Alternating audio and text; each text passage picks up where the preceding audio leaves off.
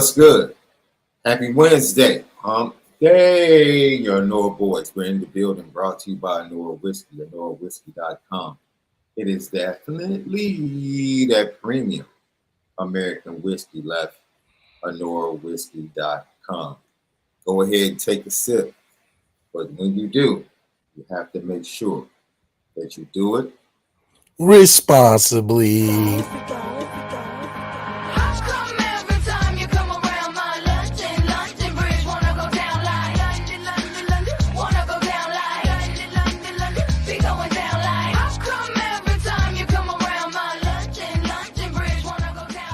Sean Davis, Malik ZAIRE. You know what Wednesday means.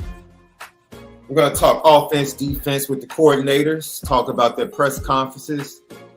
Which Notre Dame team is going to show up offensively on Saturday? Jekyll and Hyde. That's what the Notre Dame offense has been this year. We'll talk about it. Thanks. But what's going on in these NIL streets down in the South? They're wilding.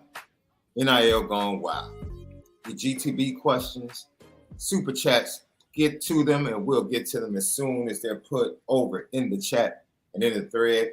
Don't forget audio edibles each and every day. Spotify, Apple Podcasts, Patreon.com. Hey, the podcast, Lucky Legends and Players Only is up over at Patreon.com/Lucky Lefty Network. Reggie Brooks, Oscar McBride, DC, Derek Curry, and Malik ZAIRE had a fire show talking about the captaincy at Notre Dame, what it means. Has it been blemished the last 2 years, being given to transfer quarterbacks? Great conversation. They also talked about the Aaron Taylor story that Oscar McBride and Reggie Brooks both experienced. Aaron Taylor at the halftime of CBS's broadcast of the Notre Dame-Purdue game talked about a particular story about Lou Holtz in practice, and Oscar McBride and Reggie Bush went further in depth on that story. You don't want to miss all of the great content over at Patreon.com/Lucky Lefty Network. Just $5 a month. That's nothing. Gives you all of this great content, the Lucky Legends podcast and the Players Only podcast. Notre Dame players giving you not only the recap of Purdue, but forecasting Miami, Ohio, and what they expect exclusively at Patreon.com. Then TikTok, Twitter X, Instagram, the Lucky Lefty Pod, and then subscribe. YouTube, Lucky Lefty Network. Tap in with us, leave your comments, your questions. We respond to all, and make sure you hit that thumbs up. Let me tell you something. We're the home of the misguided passion. We're never going to stop. Take that. That has special and different meaning today. Special and different meaning today. We are forever committed to making sure that we spit it different. Yo, Left, how you feeling, bro? How's the team? Team ready for this weekend, baby? You improving? Ready for this week, man. We are improving. A lot of changes happen, but it's for the better. And I think that it's still early in the year. You can definitely make up for the first third of the season with the second third. You know, you transition from September, getting closer to October. It's a whole new season. You know? Yeah, whole new season. And I want to get to, before we get to Al Golden and what he had to say about his defense, I do want to talk about something that we're watching play out in real time, bro. And, you know, famously in The Dark Knight,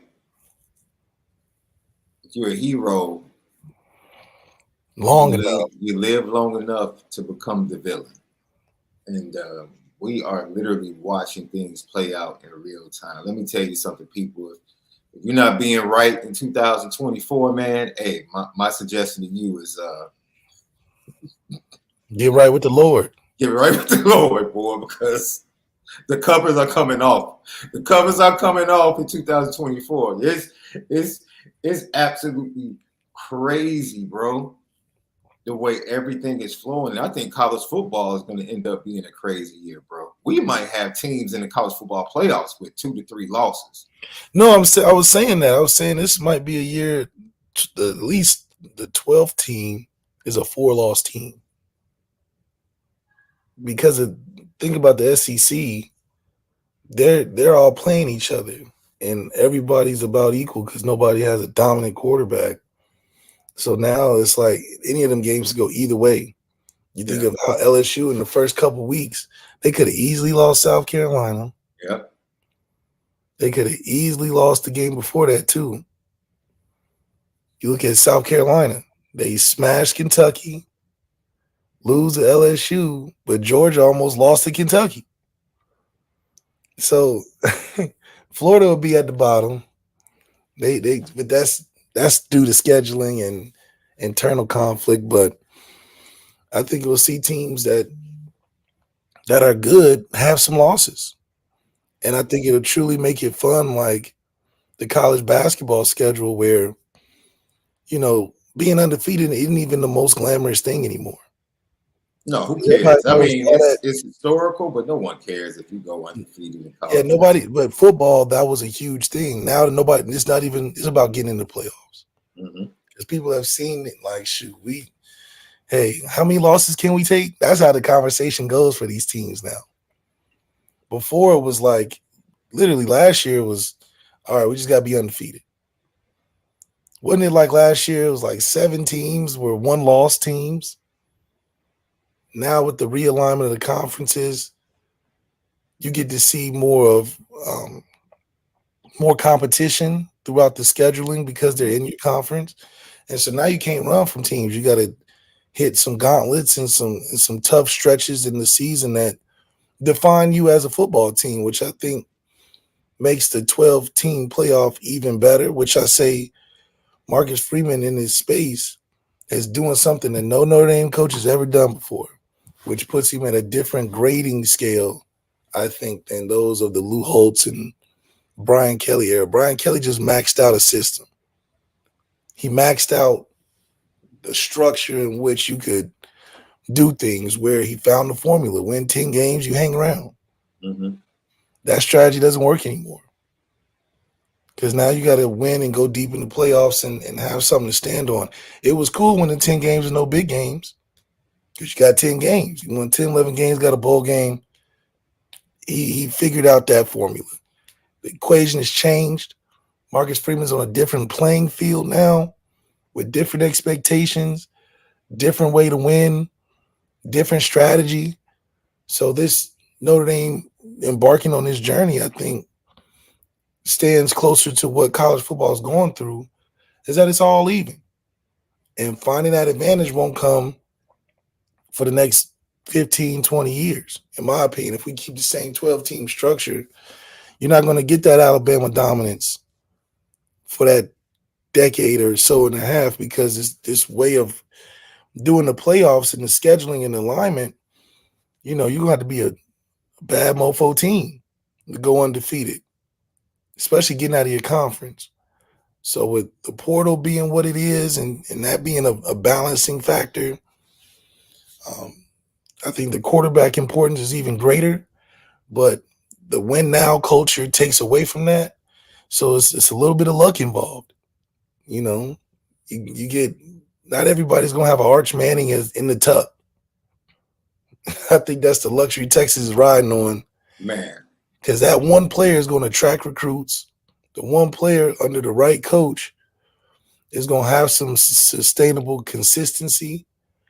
And hell, players are looking at going into school differently, Yeah. because now it's like, shoot, with rotation of coaches, with the in and outs of what's going on, what's the stability, what's the stabilizing factor? A quarterback, good head coach. It's funny that you say that, Left, because I want to play this clip that you guys covered over at Players Only, but I think it applies to what you just said. So this is a clip of Tom Brady. I think he was on Stephen A. Smith's show. And just an interesting comment that just really points out what we're watching college football kind of evolve into, that is really a sad state of not only parents and players on one side, but also state legislation, federal legislation NCAA schools and coaches on the other side. Take a listen to Tom Brady and what he had to say. Be college programs. Now there are college teams. You're no longer learning a program, you're learning a playbook. And the program is ultimately, like at Michigan, for me, that was a pro-style program. 5 years I got to learn how to drop back pass, to read defenses, to read coverages, to be coached. I had to learn from being 7th quarterback on the depth chart to moving up to 3rd to ultimately being a starter. I had to learn all those things in college. That was development. Then I went to New England and I was developed by Coach Belichick and the offensive staff there. I didn't start my first year. I think it's just a tragedy that we're forcing these rookies to play early. But the reality is the only reason why they are is because we dumbed the game down, which has allowed them to play. It used to be thought of at a higher level. We used to spend hours and hours in the offseason and training camp trying to be a little bit better than next year. But I think what happens is it discourages the coaches from going to deep levels because they realize the players don't have the opportunity to go to a deep level, so they're just going to teach them where they're at. Left, as an OC, even on your level, do you feel like, in comparison to how you were taught the game, that you have to teach the game different to this younger generation? I don't think it's me having to teach it different. I think it's depending on the head coach, right? The head coach is scary. The head coach doesn't is stuck in the mindset of we have to win now. I mean, naturally, he's going to change things to try to make it more palatable for himself. And it's not a reflection of the team, it's a reflection of the direction of the program. So if you aren't focused on developing kids and you're focused on trying to make everything easy, you're going to have a middle-of-the-road football team. I think teams that have team security, you see like Michigan, John Harbaugh being there 10-plus years. You see a team like Urban Meyer. Urban Meyer's been there a good amount of time. Dabo Swinney has been there a good amount of time. You get to see guys actually develop players that come out of there that are stars today. You have programs, but when you're a rotating coach, you're here today, gone tomorrow, and over here, you're not focused on trying to invest what it takes to be a consistent football program in and out. And I think that takes a hit on players that go there because now it's not focused on development. It's focused on what your talent level is, how we can integrate that and monetize it as much as we can from a production on the field. So not monetize, but we use it as a production on the field. So if you're like, I think a lot about the Baylor system, Art Briles. Yeah, you had Josh Gordon, but Josh Gordon was just running go routes.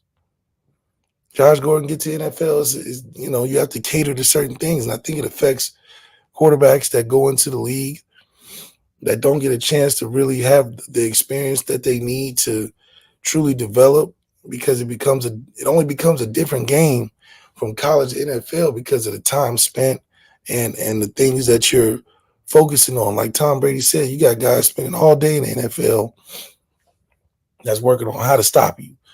In college, those years that you're spending in there are meant for you to go through the tough times and battle through adversity, but learn the basics and not feel that pressure of, I got to go compete against 20, 21-year-olds. And that's a different mindset than having a knowledge of the game where you can feel yourself game planning. You can feel yourself getting better through different stages that you go through. And I think that those guys that are built that way are better for it. And talent doesn't matter as much when you get to that level as well, because it's about how to play the game. Talent only surprises you and gets you so far, which is why you see a lot of guys fall off when they go to the NFL because they can't rely on that year 5, year 6, year 7. Now you're focused on, the game becomes harder when you become less physically able to play. So I think it's a shame, but the schools that have coaches that have stability and that are invested in the true development, you get more good football players out of it and you're a consistent team out of it. I talk a lot about Brian Kelly, but Brian Kelly wasn't winning 10 games for no reason, right? Guys were developed. I can speak of like 10 guys off the top of my head who may not have been the most talented guy, but guys that are still playing today. Matthias Farley, who was a special team guy, found his way on defense, rotated different positions, got accustomed to learning the game from different sides of the football, and he stayed in the league for 7, 8 years. A guy like CJ Prosize came in on defense, understood safety, developed into a slot guy, developed into a running back. And in 1 year, even though he played the position 1 year, he developed through football, through the program, and was able to understand the game well enough to get drafted and have success thereafter. So you also look at guys that didn't get that opportunity to go through adversity and their process was rushed. DeShone Kizer, who was more placed in a good position and not nurtured and developed well enough and was rushed out. And, some of that was ego. Some of that was the way things were set up. And then you go into the league and go 0-15 and never win a game as a starter. So I think that is less about him being in the league and more about what he went through in college that didn't set him up for the right success. So, yeah, I mean, it's unfortunate. It's the fast-paced way of college football, more like how they got, like the NBA. They got rid of hand checking. So, and they got rid of 3 seconds. They added the 3-second rule. So now the court's more open, the game's more free-flowing. So you get less technique like you see in Europe basketball, where you got to have sets, you got to have scheme, you got to have skill, where, if you're more athletic and talented, you can run by people in NBA. So I think those are the rule changes, and also coaches not having enough time invested at a certain particular place, that you get the cheapened version of sports. And it's just unfortunate, because when football was as a whole concertedly focused on getting better and spending time to game plan, you love that side of the game more. And it may be a little more boring, but you appreciate what you're watching. And I think we've cheapened the value of what we're doing to be more exciting to watch. And it is what it is, But I know as an individual, it doesn't take you far unless you get into that investment of learning the game, learning how to play the game. And that's where you see guys like Peyton Manning and Kobe Bryant and LeBron James, guys that understand that it's deeper than just talent. Florida State was a team. Florida State was 100,000%. Last year, there was a team. I don't even think they know who they are as a program. Because you don't drop off that much if you was a college program.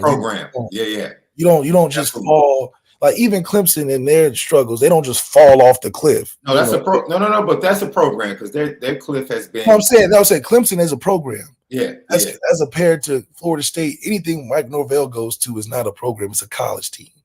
Look at Arizona State, where they were hot. They were only hot for one season. One season they was hot. After the guys graduated, what was they? Mike Norvell ended up leaving after the year after. So you look at even our guy Willie Taggart, Kevin Sumlin, guys that are here today, gone tomorrow, but they have hot streaks because you build a team quick, but you don't build a program. So as unfortunate as it is, I do think that what we do learn is that if you want to stay, you got to develop a program in this playoff era, or you'll never win. You'll never win. You're not going to go deep in the playoffs if you don't have a program. Teams only last so long. The season is so long, right? So if things don't go right and you lose 1 or 2 players because you built it as a team and transfer heavy and not grounded in a development sense, where you're playing guys that have been in your system for 2-3+ years, you're not going to get that success that you're looking for. And that usually causes a lot of turnover. And that has to do a lot with the athletic administration not understanding the game of football and what it takes to build a program. So, it's attractive to have hot teams. I think of Miami as a hot team. They'll be hot all year, but they're going to start coming into conversation next year, when you don't have a Cam Ward, when you don't have these transfer linemen, They may go through the same thing Florida State does. Most Florida teams do anyway. They go through a couple of years being nice, a lot of years being trash, because the Florida football culture is fast-paced, guys move in and out. It's hard to count on. So Tennessee started to be a program once they started developing themselves and stopped chasing transfers. They chased it at first to be on the map. That's why that defense, especially up front, they chased it at first to get on the map. Now it went through that season where, okay, we can't do transfers no more. We got to start playing these guys we recruited 3 or 4 years removed. Okay, now Tennessee's back to being a program. Yeah. Right. So that's what Marcus Freeman is learning now. He's got to stop fast food and everything, and that's important on the team, meaning you can't fast food the quarterback process. I think you've seen and you've gotten enough of that. And now you're in this juxtaposed position where it's like you're still forcing Riley, but you're trying to clean it up and make it seem like, oh, he just got to get better. Oh, we just got to do this. But you didn't recruit him the right way. You didn't evaluate him the right way. You didn't integrate him into what you were doing the right way. You leaned so much on his questionable talent. And now you got all these people with all these video clips of what Riley needs to do better. We all told you he was never like that to begin. Right. I don't want to see all these videos of, oh, he missed the guy wide open. He needs to clean this up. Oh, what is Marcus Freeman doing? No, we told you. We told you. So stop with the hindsight 2020 vision. If he just does this and does this, he's never done it. He's just exposed for not being able to do it. And now everybody wants to play doctor and try to fix it. No, go back to your program. Show loyalty to your development of your program, not loyalty to guys that are that you're hyped about because the media told you so, or because I don't know what metric you saw that was a good fit. I still can't wrap my head around it, but it's never too late to fix it. I think if anything, you show with the depth that we have, we can win without the quarterback being the main topic of conversation. I think that should be the focus moving forward. Lucky Lefty Podcast. Thank you, Irish Steel. Hey, you need to go over to patreon.com/Lucky Lefty Network. As Irish Steel 63 says, the Players Lounge is fire. The Holt stories are worth the price of admission. I love hearing those impersonations. Oscar McBride has the perfect. He does the perfect. He does a great Holtz, bro. He does a great Lou Holtz. Absolutely amazing. DC Curry has some Ty Willingham stories thrown in there with Bob Davey as well this past week. It was really a great episode. You guys keep getting better and better each week. You need to go over to patreon.com/Lucky Lefty Network. Just $5 a month. Let me tell you something. Beef Eater, ND08. Thank you for the GTB question. Should they reinstate the 1 year sitting out for transfers to help the development assimilation? Well, they added a year. So I mean, maybe that's the same thing, right? They added a year. So now, even with a red shirt, you get 4 extra years, right? Or is it 6? Is it 6 years, or is it? It's either you get a year on top of your red shirt, so you get an automatic 5, I think, right? Which, if that's the case, then we should start having JV teams that play regionally, and then the varsity team plays nationally. Because that cuts in on the NIL money for high schoolers. Now that could be a way to regulate. What do you mean? Because, dude, if you playing JV, we're not giving you NIL money. No. I'm saying, for the guys that are on that, like, let's say you can only play on JV for 2 years, right? Right. I get what you're saying. What I'm saying but is, those same guys be elevated too. You know what I'm saying? If those you have same an guys incoming that freshman, that's a 5-star. Okay. I can understand him demanding NIL money. But he will be straight varsity though. Right. But what about that kid? The tweeners? That might be Dylan Stewart for South Carolina, he's on varsity first day. Mm-hmm. Right. His backup, if he's not a red shirt sophomore, let him play, or the 3. You got to do 2. So the third guy, let him play the little JV game against South Carolina State or something. You know what I'm saying? Like regional teams that they could use that could integrate JUCO. That could integrate JUCO teams where That's messing up the business model though. Because basketball is all about the one and dones in basketball. It's all about getting to that third year for these athletes, right? But they added a year for a reason. They didn't add it for those. Jeremiah Love is here for one more year, bro. Yes, but he was. That year wasn't added for him. But that freshman year, he could have played a little JV ball, just because of we had Aldridge. It helps that position though. Exactly. If you're in that position, you don't want to play. You like, no, I just sit, limit my carries, let me hit the scene my sophomore year. The guy Devin Ford would have been over there. You know what I'm saying? Mm-hmm. Like Jabron would have been there a year or two when Aldridge and all them boys was here. Like it works out well because that way you can get film if you're transferring. You can still develop yourself through game experience. It takes the load off of it because now they can have unlimited coaches, right? So then you can take the load off of like a Denbrock. He ain't got to worry about a KK Smith getting in right now. And those Mike Mickens. Marcus Freeman said, "Yo, you want us to find time for Kennedy Urlacher? Where?" Right. You send him down to the JV team for a couple. You know what I'm saying? Like it makes sense. I mean, they do intramural sports anyway, and it doesn't have to. You don't necessarily have to include into a TV deal. I mean, you would, which I mean, if that's a thing, maybe they play on Fridays. They're already bleeding in the high school schedules anyway with TV football. That's totally disrespected. Disrespectful. So why not have the JV college teams play on Friday night and your local TV show, your local regional thing? But it makes sense if you're gonna add a year and you're giving guys 5 years off the rip. Yeah. Yeah. And then Tennessee is 10% on the tickets to pay player, which is smart. That's genius. I think Notre Dame should do that. And Georgia state legislation just allows schools in Georgia to pay college players directly. Georgia state legislation just passed a law that schools can now directly, in the state of Georgia, colleges can now directly pay their players.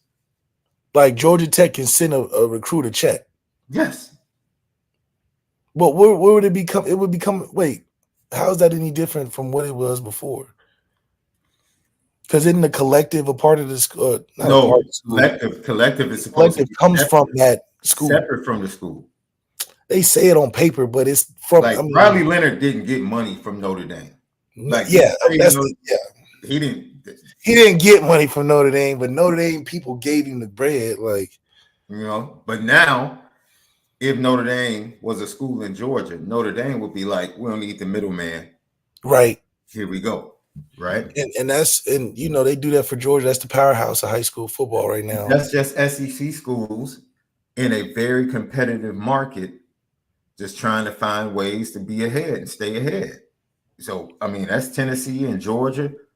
I'm sure Georgia had they were greasing the pockets of the state lawmakers to make sure that this bill got passed. But you got to think that's a high source of income. That's a whole economy for the South. Oh, heck yeah. That's that's like, they was like, we wanted that. You know what I mean? Because football money in Alabama goes a long way.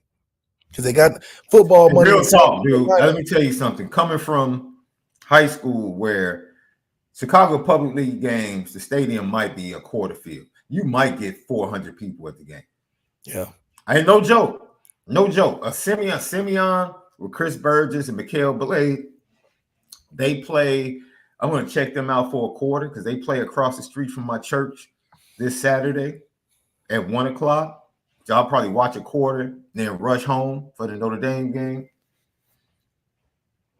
They play Phillips, which is like another city power. So that game might actually be one of the most well-attended games at Gately Stadium. But if they just play like a Corliss or somebody like that on a Friday night, a cold Friday night in the fall, you might get 400 or 500 people. Maybe. And those are all parents and families. Yeah, those are parents. Yeah.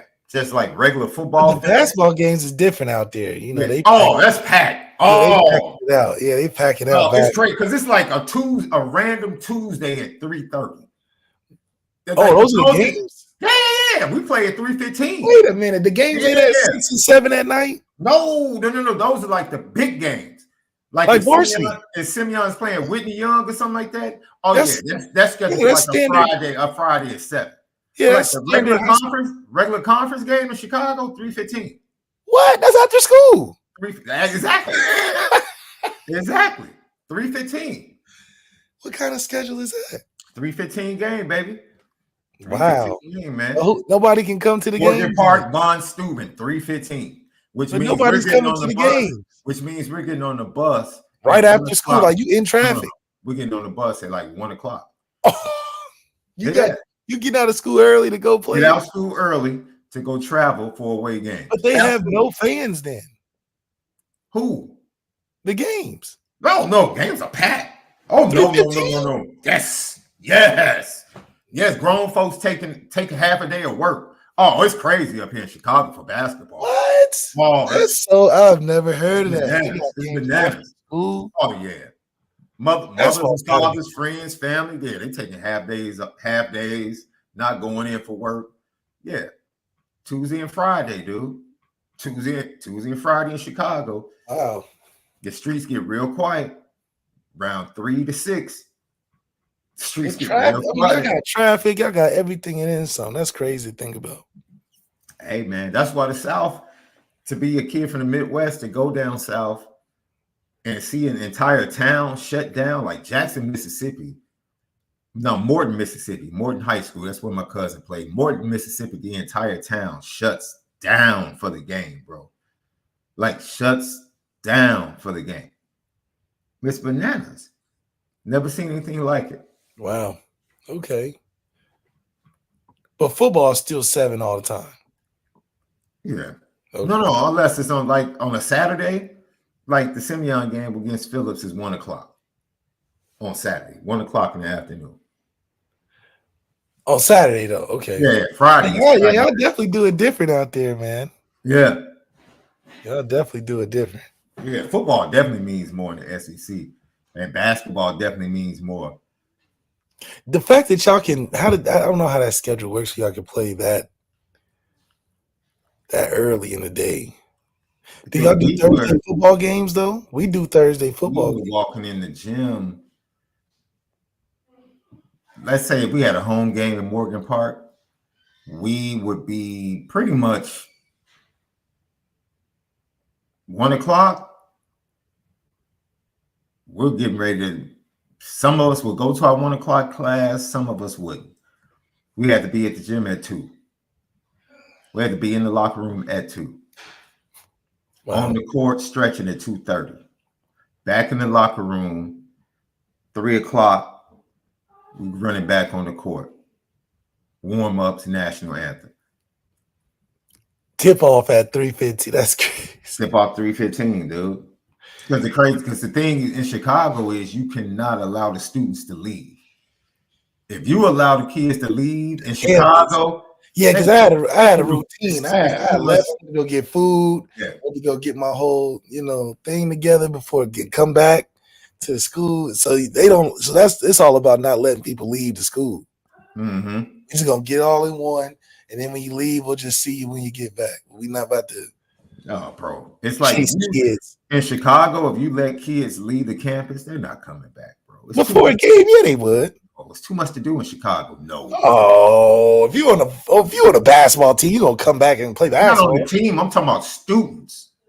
Oh, you saying the students that come support. Yeah, they probably out of there. So if the last period ends at 2:50 and the game is at 3:15. Students just leave class and come straight to the game. Yeah. They coming straight to the game. That's it. And so the games stay packed, bro. They stay packed because kids stay for the games. That's what they do. If you say the game is at 7:00, man, kids get home. Some of the kids are gonna have homework that parents might not let them come out because it's dark. Might not have a ride to get back. Nah. Let me ask you an interesting question. Is the running back position a program, a development position at Notre Dame? I'm just going to go position by position. I think obviously only because, you get stronger faster. Aldrich is a great example. His freshman year to his senior year or his last year looked completely different, So, yeah, I think that running backs definitely go through a growing process just from a more physical standpoint. I mean, Keedron Young looks like a beast, but even he looks young out there. he don't look like Aldrich. He will look like he will because he's like cut down the time to get there, but he still look like a baby out there. He don't look like no matured, processed running back. Like Jeremiah Love last year didn't look like the Jeremiah Love this year. And we liked him last year. But you can see that he got way better for this. And I'm not going to say way better, but he definitely got noticeably different and noticeably better this year as opposed to last year. This year, he's finishing runs. He's getting to the house. He's breaking more tackles. Last year, it was like he sees it, but he misses it. He getting tackled by arm tackles and stuff. Now he's running past dudes. I mean, his game is definitely Jadarian Price. Jadarian Price between last year and this year is totally different. So I absolutely think the running back position for a football team naturally is a program thing. You naturally progress.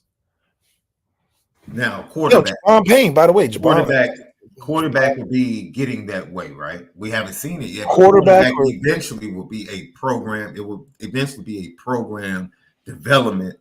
Quarterback? Yes, at Notre Dame. Oh, it's been there though. But they've messed up the order in which it's supposed to go. Okay. I believe that they messed up Ev's development. Well, he kind of messed up himself missing that year. So, I think I was truly developed the right way up until I got hurt and they started doing me wrong with the other stuff. Because the way it's supposed to go, can you hear me? The way it's supposed to go is Ev kind of messed it up with that year, but it would have been good if I played the year Ev came back earlier and then played that next year, get Deshaun ready towards the end of that year, split whatever. My last year, do well, have Deshaun come in, bowl game, season, all of that. He will be ready by then. But Kelly messed it up. He played Ev too long. I was ready, got hurt. I was supposed to come back and play because I went through it. This is my fucking fourth quarterback competition. I was ready to play. And then should have came back and played. That year that Deshaun picked it up was good development. But he wasn't finished yet. He didn't have to earn it. He was spoon-fed that. So those experiences are different because the expectations were just don't lose the game. My expectation in 2015 was win the game. So it's a totally different outlook on things. When you are told not to lose the game like Ian was in 2018, whatever year they went undefeated, he just didn't have to lose it. When he had to win it, it was just, now we start talking about his numbers. Now we start talking about his stats. Now we talking about what he can and can't do. It's different perspective. So because Deshaun played the year after the expectation was not to lose the game, he didn't have the process on how to win games. So that's why we 4-8 and we losing every game close because he didn't earn it. Essentially, like earn it through process, which messed that season up. I left. And then Brandon gets in, doesn't have enough development, but is learning. But you have restarted the process. You shortened it by throwing Ian in there, and then you finally was like, okay, we're just gonna ride with Ian. And Ian developed into what he was. I mean, he was the winningest quarterback ever, right? But Ian maxed out his talent. So it was not like he got everything he could have got out of Notre Dame, essentially, in himself. Which at the end of the day is what you want as a player, to be maxed out in your ability. And there was no getting better for Ian, And he, it wasn't he was gonna make no huge jump. He has made all the jumps he was gonna make. He got to the league off Notre Dame too. And he got to the league off of being a developed guy. Yeah. Like if he went in and played a year or two, he wouldn't have gotten drafted. Just like JJ McCarthy, he wouldn't have got drafted if he just played that last year, because he wouldn't have had nothing to stand on. At least you could look at Ian and got 50 games. I mean, and it feels like, damn, we gotta draft this dude. He done played so much. That's a value. He may not be clearly his talent wasn't good enough to be a superstar in the quarterback in the league, but he stuck around because you got 50 games of experience. Like, your talent, they know exactly what you can do and what you can't do. So Ian got a great process. Steve, in my opinion, was the next guy that truly went through a right process. He done been through the ups and downs. He done been terrible, and he's gotten more consistent through understanding the system, understanding football, taking a lot of reps. So yeah, he still may not be the most talented guy in the world, but Steve's ready, and he knows how to play the game. You shortened it by bringing in Sam, who knew how to play the game, but Sam's talent and all that wasn't enough to carry what we needed from him, because Notre Dame's a hard place to play. And Sam coming from a place where he didn't have any expectation. Anything he did was good. But see, these quarterback transfers show you, which goes to what Tom Brady said. Marcus Freeman wants this to be a program. Then do it the right way and get it in 2 years. But that's opposite of Notre Dame. Notre Dame don't do that. He went to get the quarterbacks and tried to fit them into the program. When you can't do that on the 1 year. Right. It takes 21 years to be 21.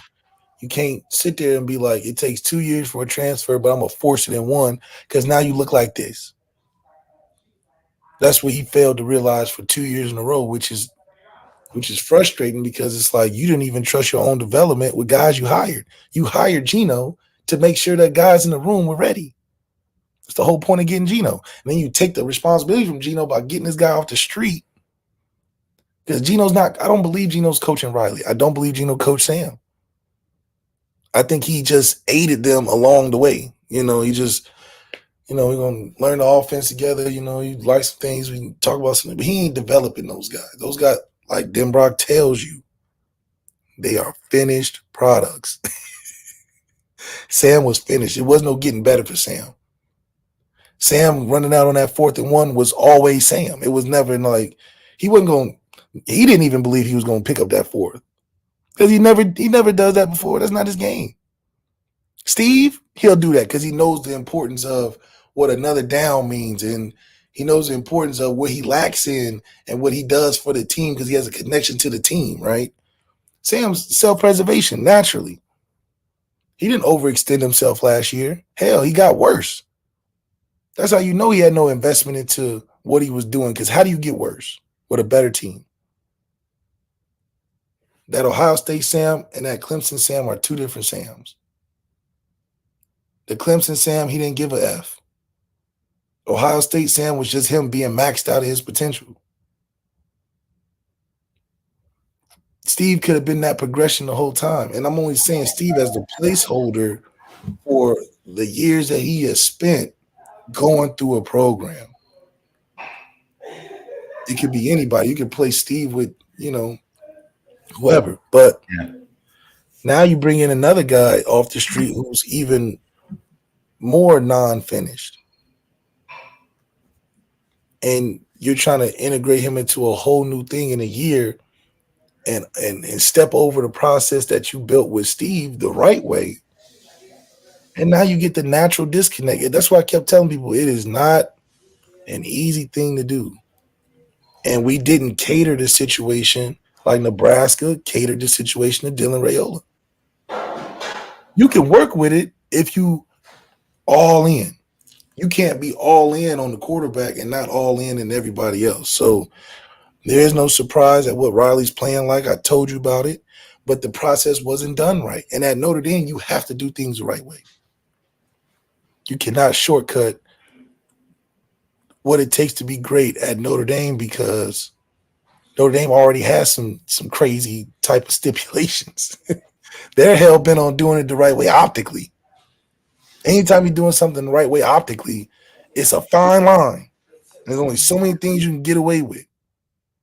You're not getting away with hiring guys off the street and trying to put it together at the end, because it just won't work. It's not built like that.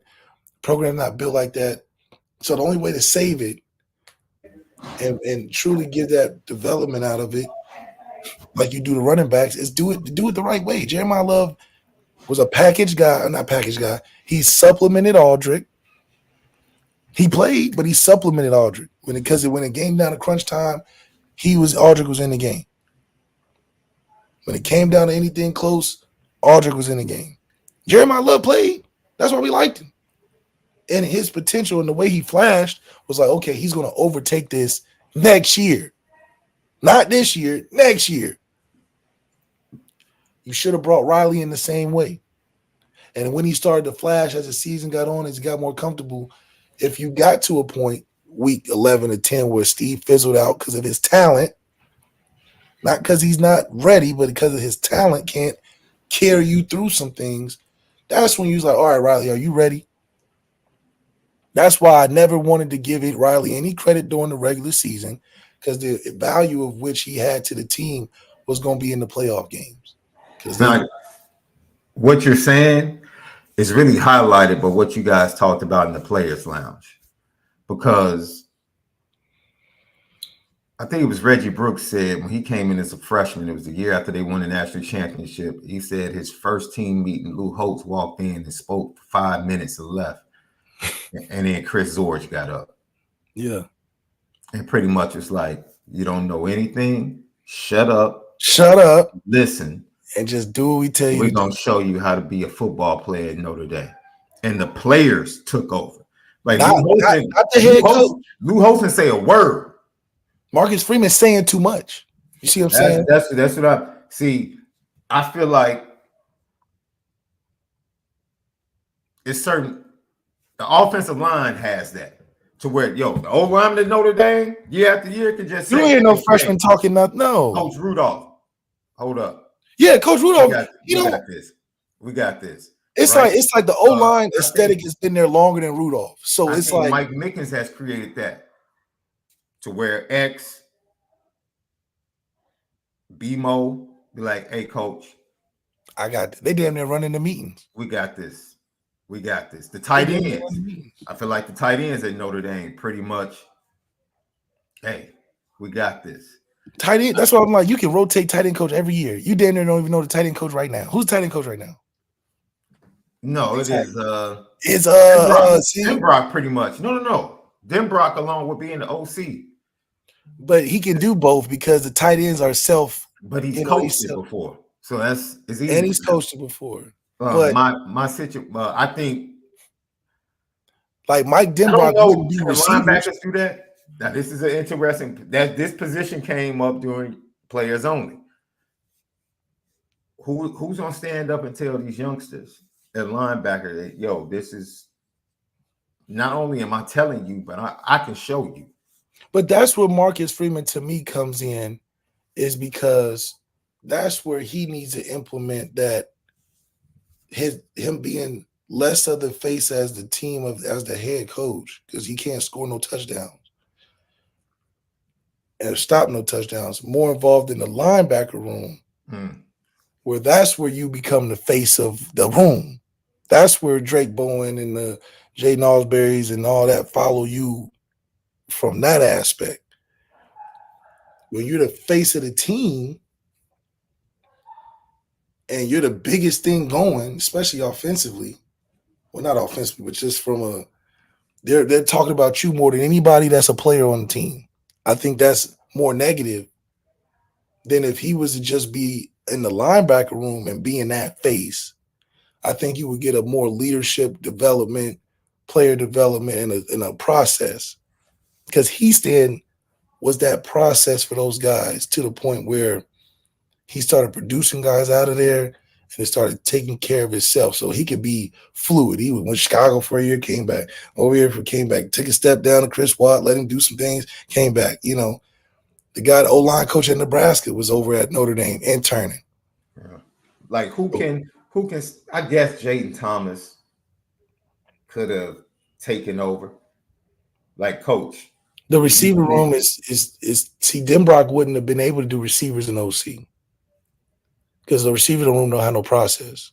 It's a lot of turnover, a lot of negative press, not a lot of production. Right. So what's the culture? No culture in the receiver room. That's why Denbrock wouldn't be able to do receiver in OC. He could do tight end in OC because it's easy. You know, show a couple clips. All right, we're gonna do this, and you know, you guys work it out. Right. You don't see any uproar in the tight end room. You don't hear no leak stories or no crazy underbellings or favoritism. You don't see that in the tight end room. Naturally. You don't see it in the running back room.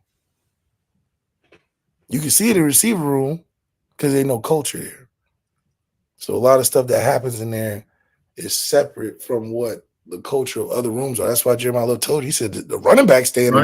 Dude, when he said that, he was like, I can't speak for them other groups, but the running back room, we're going to do what we do. Right.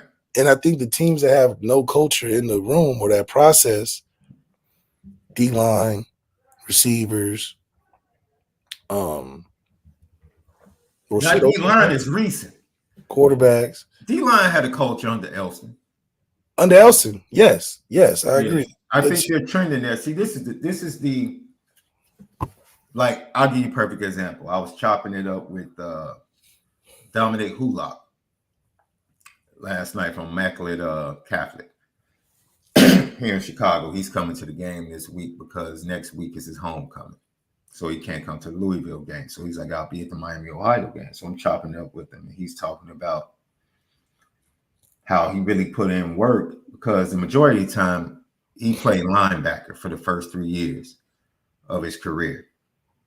Notre Dame, when they recruited him, envisioned him as an edge because he's long and athletic. Majority of the time he played inside linebacker. So he really, for the first time, is being used primarily coming off the edge by his high school coaches this year. And he transitioned himself and put in that work this offseason.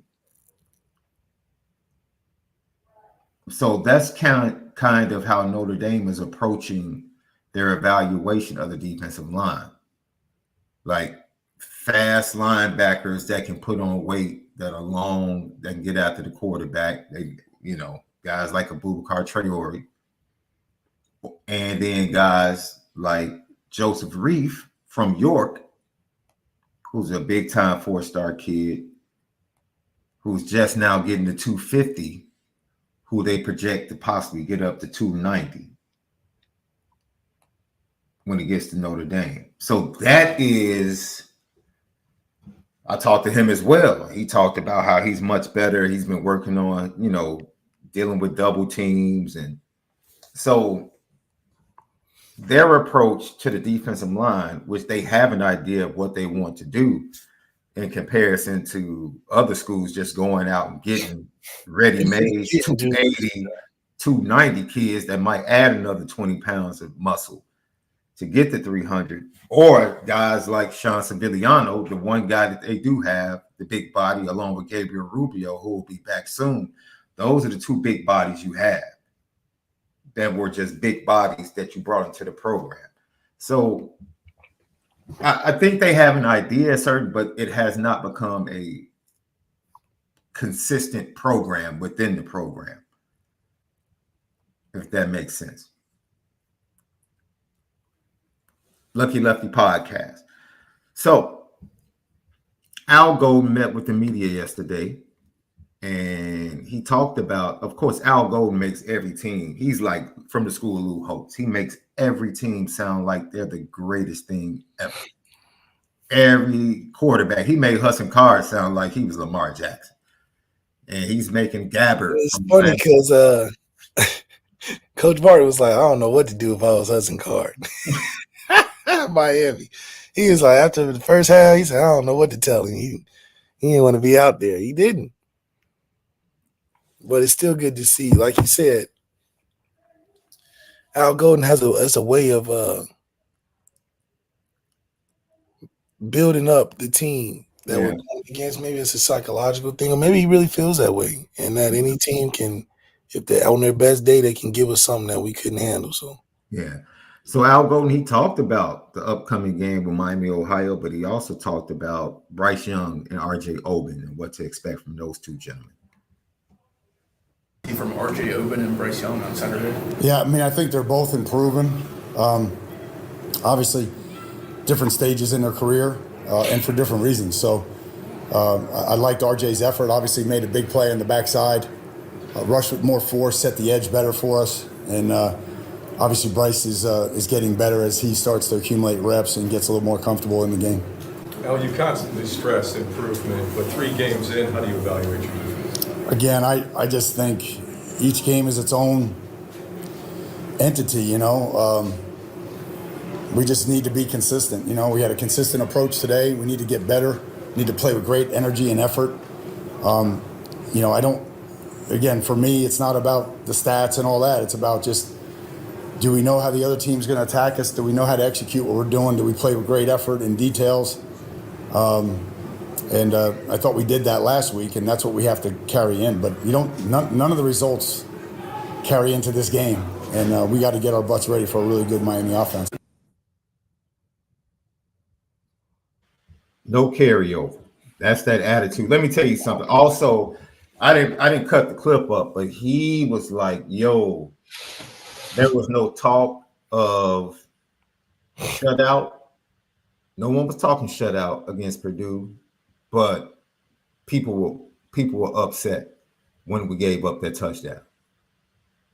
Like, dude, we weren't talking about shutout, but it was like, yo, we had a plan to come out and dominate and to have that blemish on the day. Yeah, I don't want to hear that because then that means we turn it on and off. That means we turn it on and off. If we mad about team scoring now, then hell, where did that come from? No. See, Al Golden didn't speak the way his players spoke. No, I'm talking about after Northern Illinois. What I'm saying is Al Golden is consistent. Oh, yes, exactly. Yes. Standard is to dominate. I don't care if we gave up 16 points. We shouldn't have given up those 16. 16, yeah. I'm with Al Golden. I'm with you on that. Al Golden is consistent. He's consistent. His message is consistent. Yes. I think that's a good point, because our whole thing was don't turn it on and off as a player the way you speak about things like, oh, we didn't practice hard. Well, that's not consistent. We don't want to hear that. GTB question, Eric O'Brien. Is that guy in Mississippi decommitting? Oh, man, that's crazy. God, Mississippi, that's crazy, guys. Yeah, I don't know if he's trying to be petty or whatever, or dismissive. The guy I guess you're referencing is Deuce Knight. Deuce Knight is committed to Notre Dame. I said, dude, I don't care what the reports are. Once again, how many times do we have to hear he's going to Auburn, he's supposed to decommit? We've heard it like 4 or 5 times. And he's still committed to Notre Dame. Auburn has started reaching out to Julian Lewis. So you take that for what it's worth. There's nothing holding it up. The young man told you on our podcast, which I still don't understand why fans are upset, other than they just love the kid and want him to be in the class, that he was going to continue to look at other teams and hear from other coaches. He said that. Said it on our podcast. So when it happens, you can't be upset when someone tells you up front what they're going to do. He told you what he was going to do. Now, I'm not behind the scenes. I don't know how the communication with Notre Dame is going, whether or not everyone is being upfront and forthright. That's an entirely different situation. Last time Left spoke to him, the young man said, I'm coming to Notre Dame. Yeah, I can't get in contact with him these days. So now, he's real quiet. He's super quiet. Well, maybe just he pulled a hamstring He got injured. I reached out to find out, how he was. His mom sent word that he was okay. He just had a minor hamstring injury and didn't go back in the game on last Friday night. So I think he'll probably be out maybe a week or two. But the situation is what it is. Either he's going to choose Notre Dame and Marcus Freeman in his heart, or he's going to take care of his family. I don't think either decision is a bad decision. It's just a preference. It's as simple as that. I don't think 17, 18-year-olds should be put in that position by families. Thank God I was allowed to make my decision based upon the heart, but hey, that's the day and time we live in, bro. It is what it is. So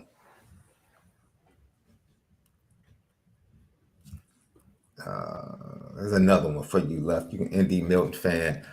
Did you or are you going to discuss RL's comments about plays he's comfortable with and won't just run the ball if they get called? You guys talked about that in the players' lounge.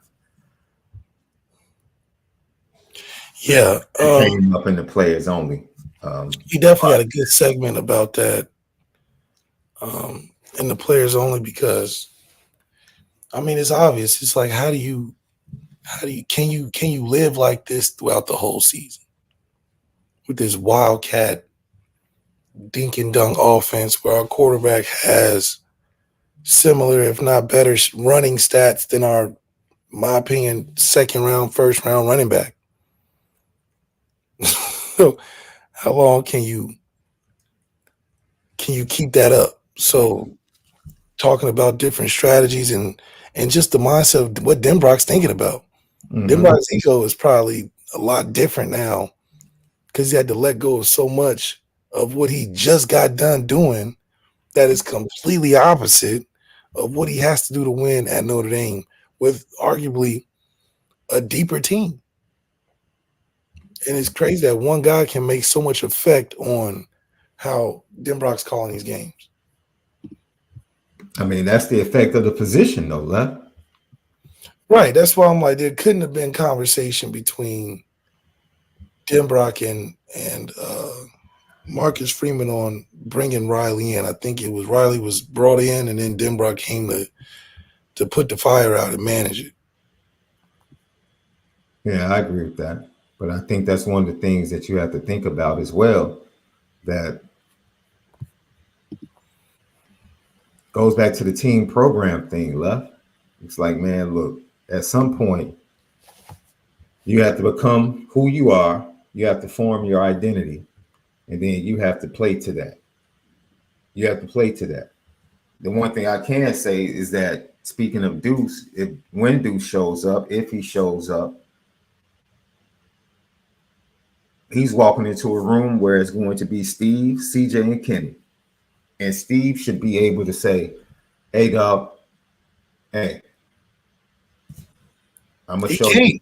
I'm going to show you. Cannot do that. You know what? Because he should have been in position to be able to do that. Couldn't do it. Now, when Deuce comes in, who's that OG? Nobody. Yo, because no one's played. No one's played. You know? But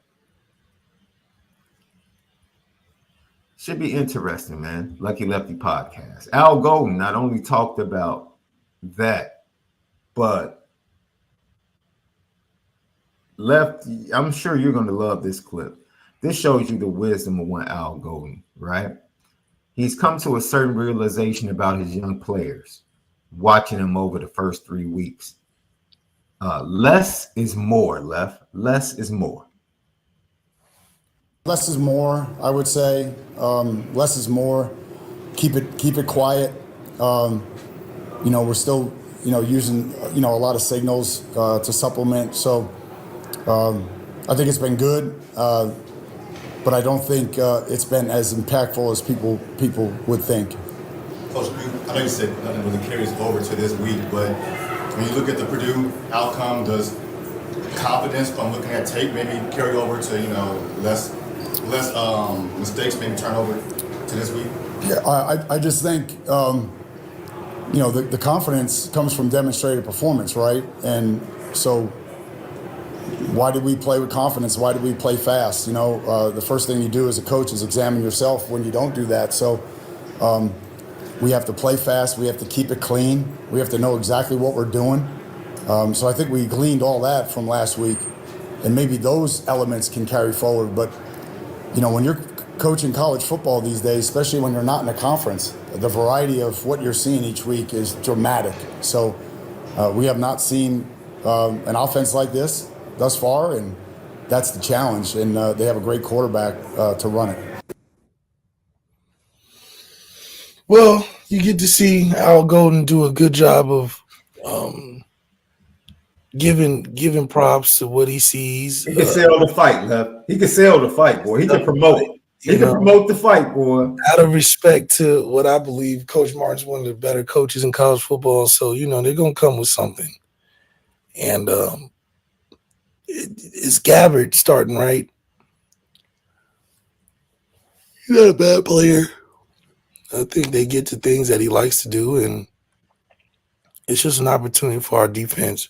Once again, this opposing team doesn't pose a threat to score that many points. Left, if they run the ball, first of all, they can't run the ball. Right, I'm saying, so let's not make them more. They're averaging like 2.3 yards per carry.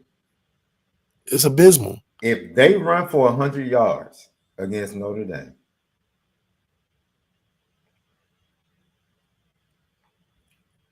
if Notre Dame does not win this game by at least 3 touchdowns, at least minimum, we got to say, what was 28 was NIU. So they got to be. No, Notre Dame is a 20.5-point favorite, I believe. Let me check that. I'll check the line. But go ahead, Left. I'll check the line while you. This should be a 28-plus point victory. Damn near look no different than last week. I mean, hell, Purdue and Miami played this week. I feel like Purdue will win. So if we're doing that to a team that's better, this should be an easy 70-point game. 27.5 left. Yeah, that's what I'm saying. We should be a 44.5 over. I'm saying we should be a 60. What is Vegas telling you? If the over-under is that low with a line that high, that tells you about the opposing team's offense. Regardless of whether or not Northern Illinois won, they only put up 16 points. Like, Vegas is telling you that opposite team, this is not about the opposite team because they shouldn't be able to score. This is about whether or not Notre Dame is going to score. Because if Notre Dame scores, they're going to win by 27, 28 points. And Notre Dame should be in the 60 points. You telling me Miami's better than Purdue? Yeah, I don't think so. So we should definitely be in the 60s. And if you think about it, Riley only played, and the first team only played, what, half and a couple minutes in the third?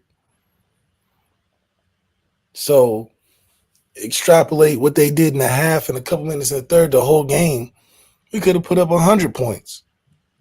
I mean, we got down to C.J. Carr, a guy we said we was going to shelve this year. We played 4 quarterbacks in one game. So if we just kept Riley in the whole game, who knows how crazy it would have been on the pace at which we were at. Right. So that's why CJ was on his way to leading a touchdown drive. He was on his way to getting the touch. That's what I'm saying. Like, come on now. Like, we put 4 different guys in. That doesn't. Nobody in the country has put 4 different quarterbacks in the same game. I haven't seen it. Hell, most teams don't even have 4 guys that they can put in the game. Facts.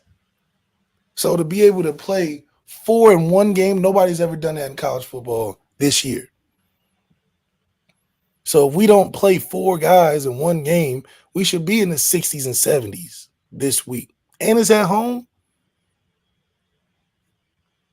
So, yeah. Oh, man. Gino. GTB, am I being greedy if I say I want 70? I mean, Malik hyped me up last weekend, and I'm riding for that. into this weekend. Look, man, like we told you, we're new segment every Friday. The altar. Hey, the prayers worked last week, love. We prayed for 200 yards. We got it. We only asked for 30. Got 70. But man, we have to come up what we're going to ask for this week, left. Because he's definitely answering our prayers. I think we should definitely get 70. No. Let's wait. Save it to Friday. We gotta take it to him on Friday now. Can't give it to him too far out. The way we played last week, we should be predicting it like the weather. We should just know what's coming. Man, look. Al Golden, give us the breakdown of Miami, Ohio.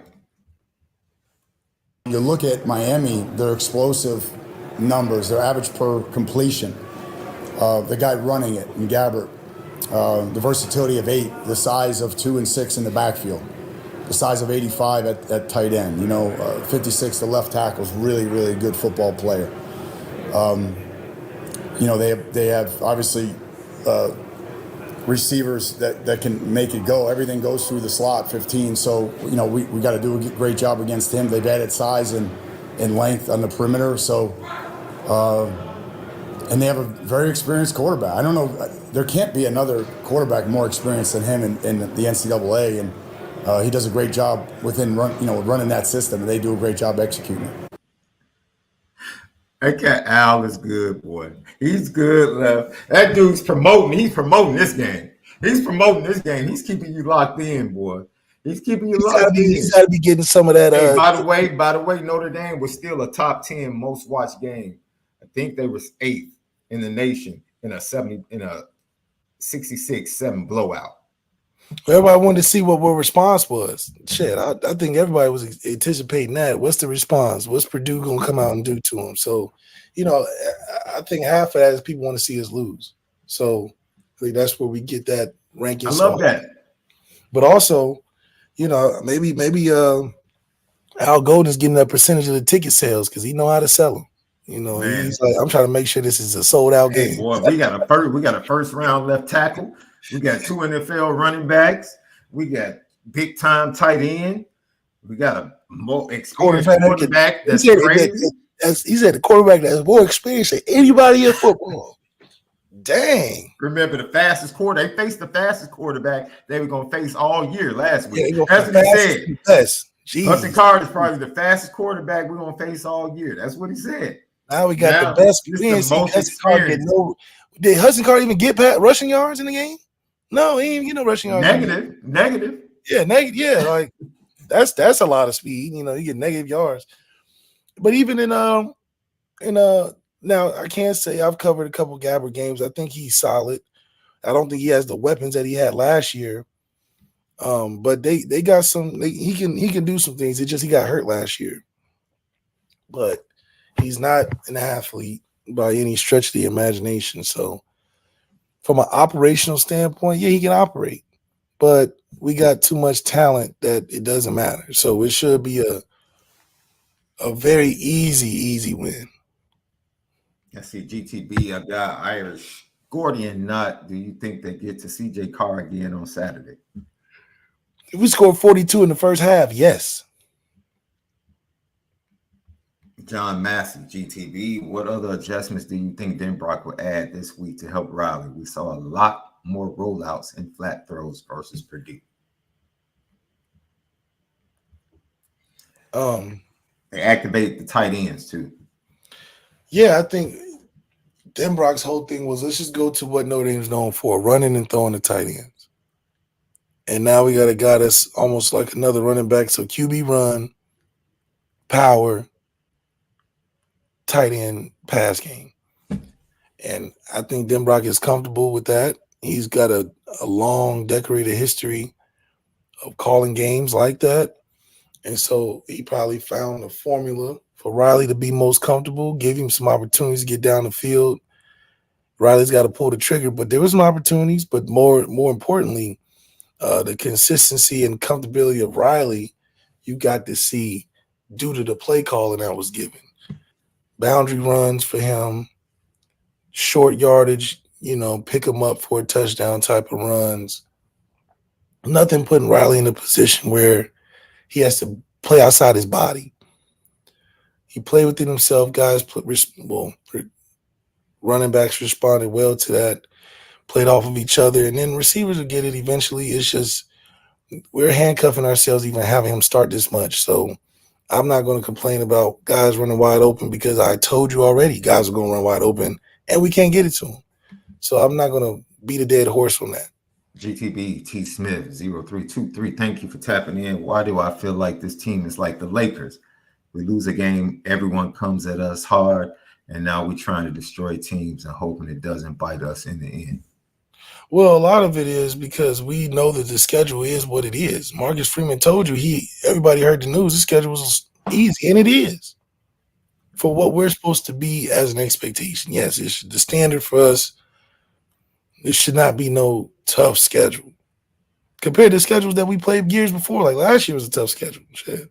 So for us, I think if anything, we need to just continue to grow in the right direction, and we'll be okay. Man.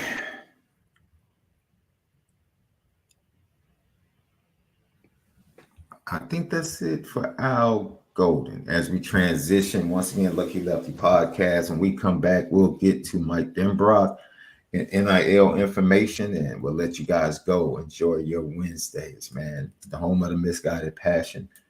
We spin it. Yep.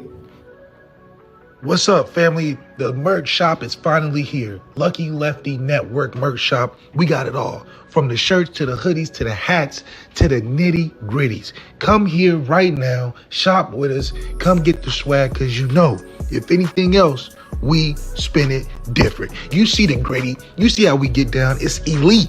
Come on, we gon' party tonight. Y'all use mouth to mouth. Bring the party to life. Don't be scared. Show another party of life. The more drinks in your system, the harder the fight.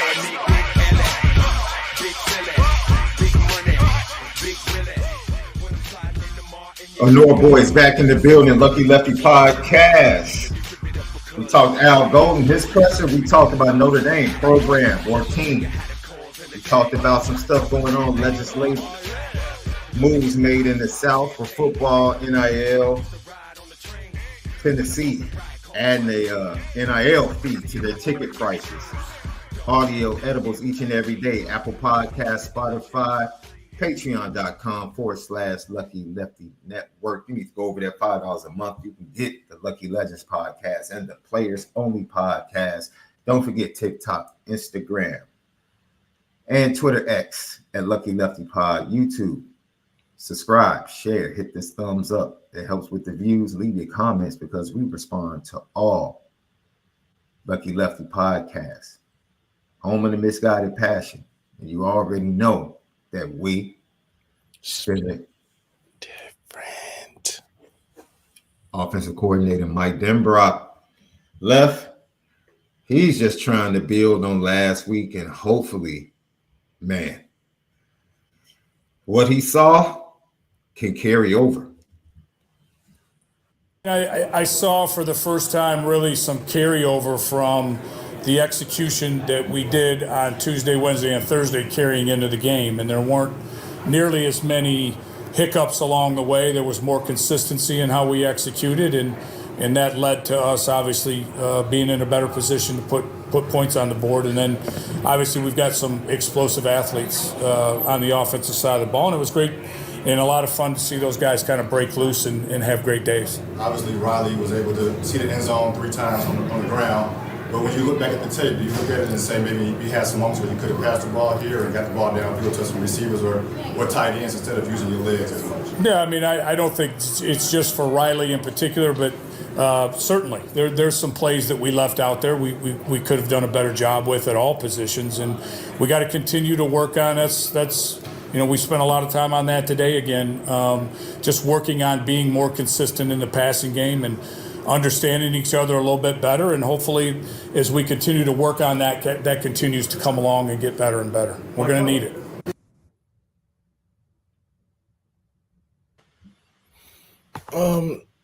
He was right. We're going to need it. Will we need it this week? No.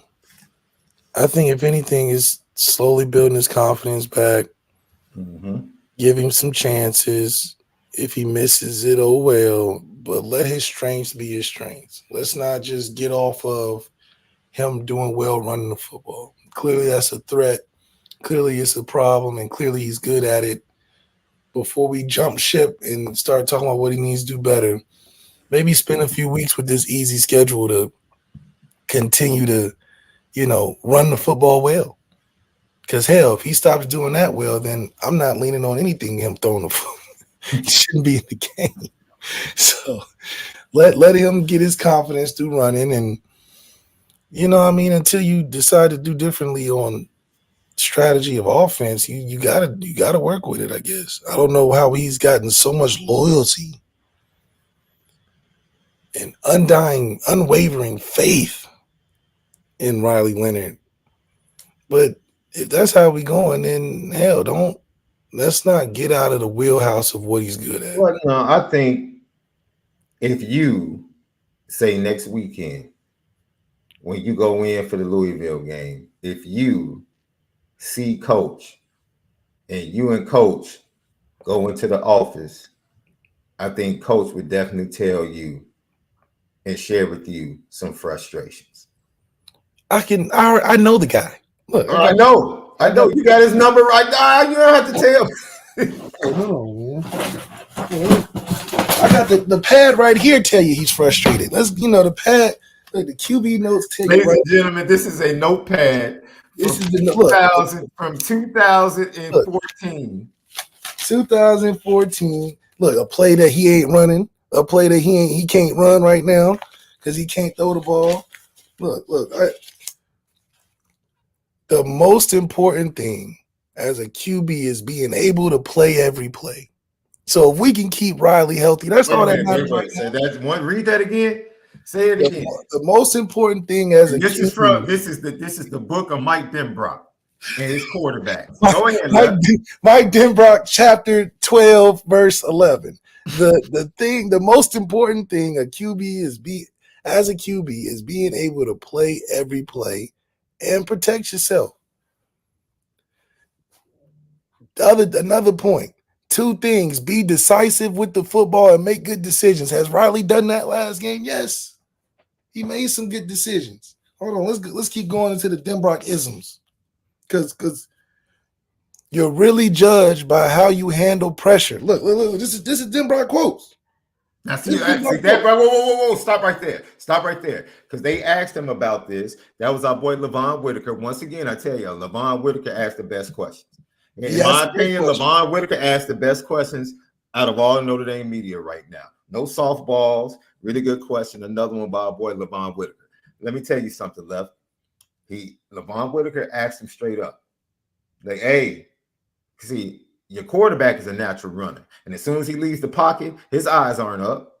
So he can't see Jeremiah Love 20 yards behind the defense waving his arms like, yo, hey, you can't see that, right? Because a natural passer, as soon as they break outside, their eyes are up to find the open receiver. That goes back to Riley Leonard. He's a natural runner. I don't even know if you can learn that game to game. That's like a full year off season where you have to get used to doing that. He is who he is. See, that is something, he tried to cover it up when he was asked specifically about the quarterback position. He was like, yeah, all of us at every position, could have done things better. You can't be missing wide open receivers once you break the pocket, man. No. That is the opportunity. That is the opportunity that comes from the danger of you being a runner. Are you just not being that guy? But that's what Jalen Milroe. That's what Jalen Milroe does. That's how he beat Auburn at the end of that game. Prolonging the play, off schedule, making the throw. If you aren't going to be the accurate West Coast on time quarterback that can go through multiple progressions, And gosh darn it, and that's the only way I can say it, you got to be able to make plays with your arm when you're running. You have to. You have to. And hopefully that part of the game can manifest itself. Left is about to pull out some more Denbrock-isms in a minute because he has a folder full. That's just one notebook. This is the reason why right here he's frustrated. The three Denbrock Bible. Go ahead. The 3 S's, April 19th, 2016. Streamline, steadfastness, and smile.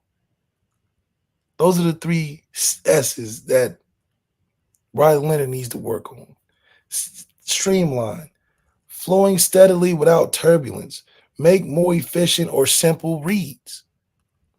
He's getting locked into being comfortable in what he's afraid to take the challenge of. Simplify it. I don't have a problem with him not being comfortable yet because he's simplifying it. The next thing, steadfastness, strong in the pocket. He's got to work on that. He's not being strong in the pocket. He has to be unwavering, and he's very waved. He's very waved. He has to be unwavering. These are 3 S's that Denbrock is looking at. This is how I know he's frustrated. More consistent footwork. That's what steadfastness means. Strong in the pocket, unwavering. Things he's not doing. Last is smile. Find joy in the game. You bad feet, bad eyes, bad ball, bad body, all of that. That's not smiling. Because we saw you smiling after the first win, but you got to realize to be great, you got to be asked to do it again. And when we asked you to do it again and you came up short, you stopped smiling. So you need to work on that. Find joy in the game, Riley. You so focused on what everybody on Twitter saying you can't do that it's affected your mental when you're going out and only you can control. Like we said, Sean, we can say a bunch of things about Riley. Only he can control what he does on the field. And he's letting these people on Twitter, and Twitter got crazier. The internet is crazier these days. They'll pull up everything. You cannot beat the internet these days. So if you want to see what people think of you, you can go find it, Riley Leonard, because you had Notre Dame. That's how you can find it. We the 8th most watched game coming after the worst loss in history. I don't know how that works.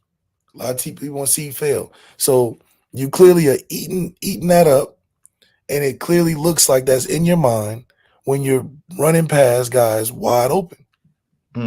So find joy in your game, man. It's your game, not ours. We just gonna comment. Overall,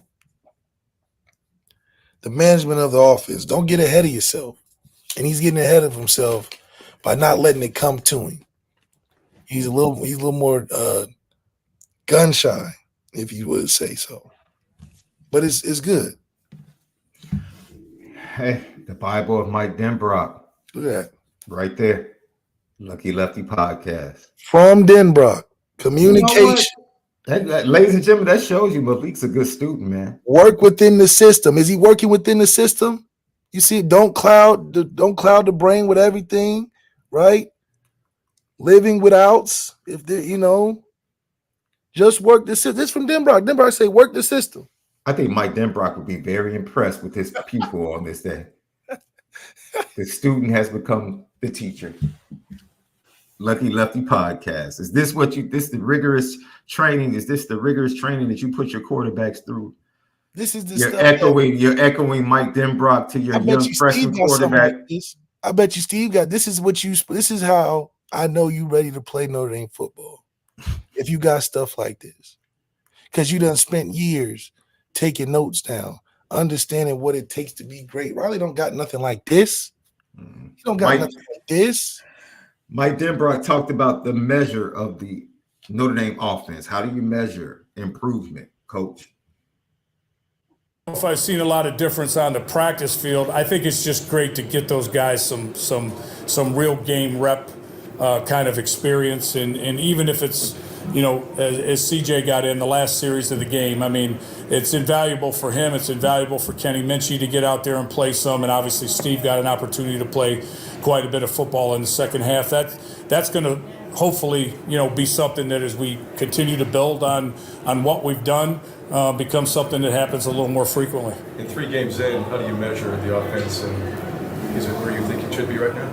No, it's not where I think it should be. But I mean, we are. I think what I warned everybody we might be. We're a little bit of a work in progress. I think we've got and shown some consistency to be able to run the football. So we've got to continue that. We've even got to enhance that and be better at that than we've been. We've got to get more consistent in the passing game and how we throw it, where we throw it, why we throw it, being at route depth, making catches, doing all the things that you need to do to be a successful pass offense. We're still struggling a little bit with some consistency there that's got to get better. I see, Mike Denbrock, I have to come at you just a little bit because when you got here, you said, yo, you're going to be a top 5 offense. We already got a top 5 defense. We're going to be a top 5 offense. And I know you did it because you had expectations for that dude, that quarterback. You had expectations. You didn't know, right? You might have seen some things in fall camp. He was given. Okay. My point is, you might have seen a little bit of things, a few things in fall camp that could have given you pause, but you overlooked it because he had the red jersey on it. You said once he gets naturally into the game, he can start mixing in his run with the ability to throw. He's thrown for almost 3,000 yards in the season before. He should be able to do it again. And you realize, like, wait a minute. He's not one of those dudes that can just hop into a passing system and get it done. We literally have to help him in the passing game because he's naturally first a runner. Now, we're a work in progress. Based upon the expectations, you thought we could be a top 5 offense. Now, unfortunately, we're a work in progress, which is true. He's come to that realization. I have no problem with that, Left. But it's a far cry from over the summer when we were hearing top 5 offense. And maybe he was projecting in 2 years or 3 years. But I mean, everybody was buying this tea of Riley Leonard was selling. And I think he put something in there when they were doing Bible study communion or something because come on, man. Now you're taking cheap shots. Man. It's not a cheap shot because T has 0. That was reaching. T has 0 to do with communion. You need to find a better metaphor, bro. Listen, hold on, wait a minute. Man. T has nothing to do with the blood of the Lord and Savior. We didn't say the blood of the Lord. We're saying you're not about to be blasphemous right now. Okay. You're in fairness. You don't take communion. Find that movie reference. You don't take communion in Bible study. It's too many movie references you can use with T, bro. Too many, bro. You don't take communion in Bible study, though. You're reaching a little bit with the communion, bro. You're reaching a little bit with the communion, bro. But you don't take communion in Bible study, so it shouldn't. No, you don't take communion at Bible study. You take it every first Sunday, which is the commemoration of what he did on the cross. That's right, man. But what we're saying is something had to have happened because there still hasn't been an explanation of being sold on a guy that we have never seen play. How do you fool the head coach, offensive coordinator, Benjamin Morrison, the defender, everybody on offense? How do you fool everybody? See, you didn't get that good stuff. Since it's legal, let me give it to you a legal way. See, you didn't go get the good legal stuff that's certified by the government. You went to the corner and got some of that stuff with some seeds in it. You know what I mean? That's what happened. Okay, that's what happened. That's a much better metaphor. Okay. Oh my God! You thought you were getting that premium, government certified, icky. But how do you get? I don't understand. But instead, it ended up being something with some seeds in it, low quality. And now it's a different inhale. You know what I mean? It's a different inhale. So that cough is a little rougher. You know what I mean? It's a little rougher. That's all I'm saying. You thought you were getting Cuban hand rolled. You thought you were getting a Cuban hand rolled cigar, right? Nah, you're getting one of them Archie Bunker specials. You're getting one of them Archie Bunker specials. Lord Jesus, Sean. One of the Sanford and Son Rollo specials, bro. Oh man, okay? Yeah. You leave communion alone today. You leave that communion alone today. We're gonna stay far away from that. There you go. Riley I needs to just, I stay just far gave away you, from I it. just gave you the metaphor for you. That's right. That's Just right. fixed it up for you. And at the end of the day, we need to focus on how this position doesn't have to dictate the rest of the season. If you know you're handicapping yourself, the first way to start winning is to stop losing. You don't have to put him in there. But if you continue to put him in there, we continue to come off as a team that gives excuses to our players. Because at this point, there is no excuse. We've never had a quarterback play this bad. Shit, since I even remember. Mm-hmm. Let's just be honest. In the last 24 seasons, since 2000, we have not seen a quarterback play this bad. Ever. So I don't know. Let me think about that. We talking about a starting quarterback? We have never seen this as much in as the Riley passing game. In the passing game. in general. Oh, okay. In the passing game. Yeah, in the running game, he's dynamic in the running game. But in the passing game, let me think about it. Let me sit with it. Give me about 10 seconds. Give me 10 seconds. We're not about to disrespect him. Give me 10 seconds. Let me think. You talk about starters. Dane Chris. Dane Chris was worse. Yes, he was. I had to think about it. It didn't take me long. Dane Chris as a starter. Dane Chris had a touchdown, though. He had a touchdown. He had a touchdown, though. Like, come on, we got to really be serious about this. We have not. Hey, come on, Lev. A quarterback. He did have a 90-plus yard touchdown to your boy Rudolph. Okay. Now Rudolph. He did. Can't even get that. I give him that. I give you that. So I would still take Riley Leonard over that cat Dane Chris, though. Dane Chris was like a Hendricks. He was Andrew Hendricks. Nobody was that. No, Andrew Hendricks, shout out. We love that dude, man. Love Andrew. Injuries took him out, but come on, man. Riley is Andrew Hendricks, though. He is that guy. He is no different than Andrew Hendricks. Just Andrew Hendricks could run a little bit. He wasn't asked to run a lot, but he could run a little bit. They same body type. Hell, Andrew Hendricks could throw better. I'm gonna put it on that. Hendricks could throw better. He just couldn't translate it in the game better. But it's no different than Riley. Now we're gonna have to let him play out. We have to let him play the season out. But if you take a snapshot right now, the worst quarterback to ever Notre Dame. No, he's not worse than Dane Chris. No, Left, stop that. Stop. I can't let you do that. No, Left, no. If we took, I agree. He's not better than Ed. He's not better than you. Not better than your small sample size is better than him. My small sample size is better. Like, come on, my small sample size is better. That's a small sample size. Deshaun is definitely better. Definitely. Tommy Reese is better. Yeah, in the passing game, I would have to. Far more. Tommy's fifth in Notre Dame history. Far more turnovers, though. He was a turnover machine. I would say that. Tommy's a turnover machine. Yeah. The only person I can. He's not better than Jack. He's not better than Jack. He's not better than Jack Cohn. No. Oh, definitely. Oh, Jack Cohn ranking in the top 8.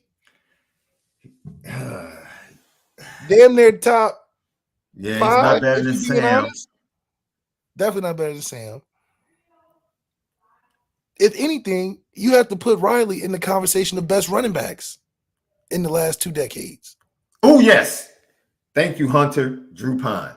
Come on, dog. Drew Pine. First of all, Drew Pine. Wait. He threw for 300 yards his first game. Or what? Who? Wait, hold on. Drew Pine. Who? Hold on. Wait. You talking about against North Carolina? The North Carolina game? He did have a good game against North Carolina. I give you that. He had a good game against North Carolina. He's not better than Drew. He did do that. He's not better than anybody that. He is the highest paid worst quarterback we've ever had. Let's put it like that. By far. He's not even close. That's what I'm saying. There's no evaluation that we could have had to make sense of bringing him to school. There's no evaluation. Steve is better than Riley right now. In the passing. Well, dude, look, stop. We don't even have to. I'm not trying to poo-poo on Riley. I'm just saying. We're not trying. Hell, Tyler Buckner had a game with 3 touchdowns. Passing. We're not trying to do that. I'm a big Jack Cohn fan. I might even get a bad Jack Cohn jersey by the end of this thing. You gonna get you a Jack Cohn jersey, bro? If he keeps playing bad, I'm getting a Jack Cohn jersey. I'm gonna wear it to the game. This is the best transfer guy we've had. You being buck wild right now, bro. You being buck wild right now. But that's respect to Jack, because Jack came in. Dude.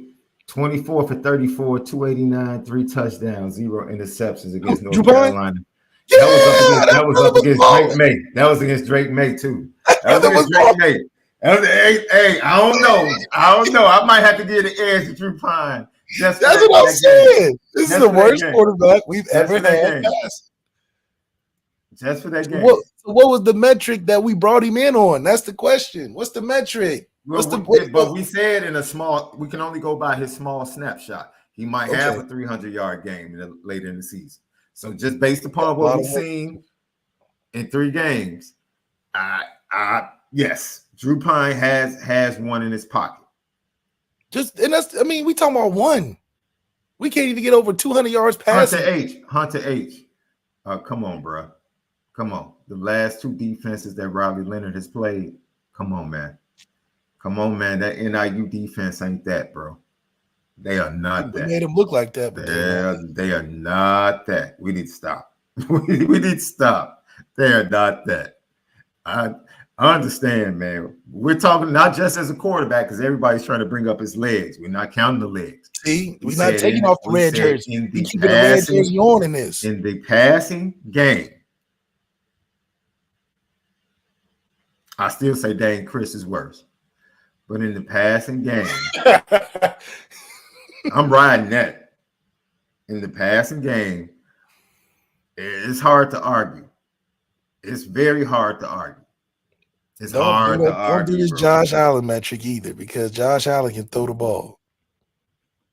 We've seen it. And I don't even like Josh Allen like that. I'm going to cut this clip up. You just said Josh Allen can throw the football? Yeah, Josh Allen. I mean, if we're talking about comparing him to a guy that can't get over 200 yards passing, come on. Let's not disrespect. Can we pray for that? Can we pray for that? No, I think I'm going to just keep that to total team passing yards, 200. And, it's 2024. We can throw the little dink and dunk screens to the outside, little bubbles. We can't even get 200 doing that. Yeah.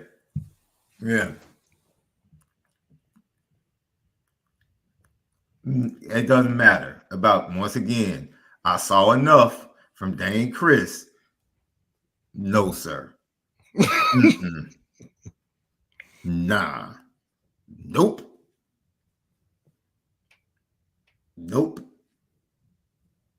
If you take Riley out of the conversation, Dane Chris is still last. Who is he better than? Who? Yeah, that's the thing. You got to say who is he better than that before we start talking about what he can do well.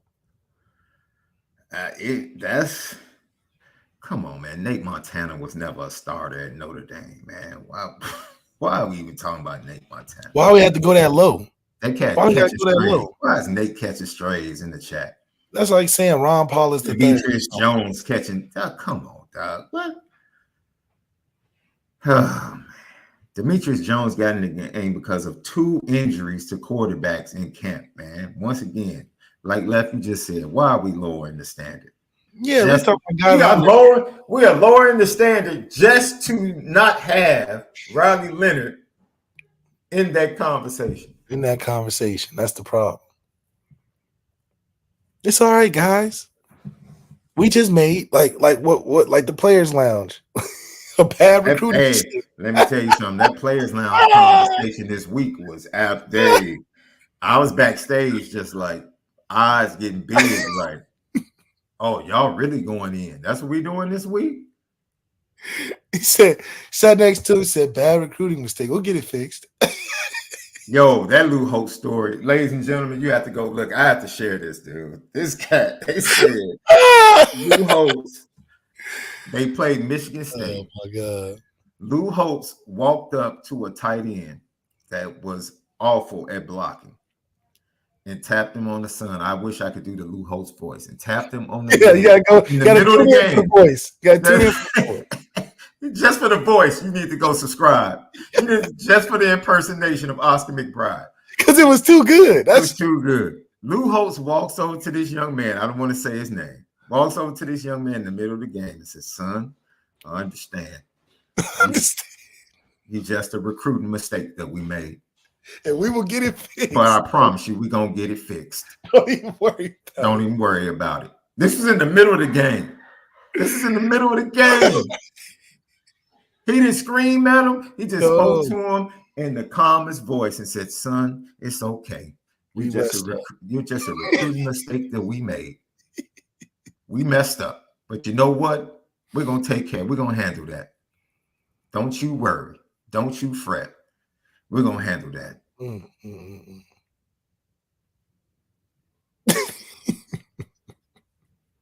Unbelievable.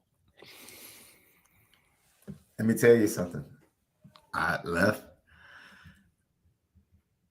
Oh man, you got me with that one, Left. I can't even counter. Hey, Mike Denbrock, why are you happy about your veterans like a Rocco Spindler showing up when you needed him the most due to injury?